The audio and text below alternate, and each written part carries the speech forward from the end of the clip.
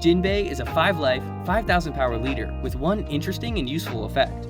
At the end of your turn, if you have 6 or less cards in your hand, you can restand one of your rested characters and set one of your Dawn back as active. This really helps you keep your characters on the field and also gives you the chance to use some events for extra defense. But some of your strongest cards will be your characters that get rush. The 6-cost Jinbe is a great example of this. On play, he'll rest an opponent's 5-cost or lower character. Then, each turn, he can give one of your Fishman or Merfolk characters character rush, which can even be himself. This guy is great at picking off your opponent's 5-cost characters, since often they'll have 6,000 power, making it awkward for your opponent to counter out. Another card I really enjoy that gets character rush is the 5-cost Fisher Tiger. On play, he can rest one of your opponent's 6-cost or lower characters, and he also gets character rush. These types of cards are really useful and great for catching your opponent by surprise. To have more of these in my hand more often, I also play 2 copies of the 4-cost Zoro, which can rest a 4-cost or lower character and gains character rush if your opponent has 2 bodies on board.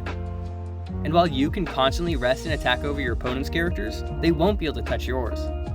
Shirahoshi is a great searcher when you drop her early on because you'll just get so much value out of her. Each turn you can spend a Dawn to add a card to hand, and then in the end phase, you can just restand her for the next turn.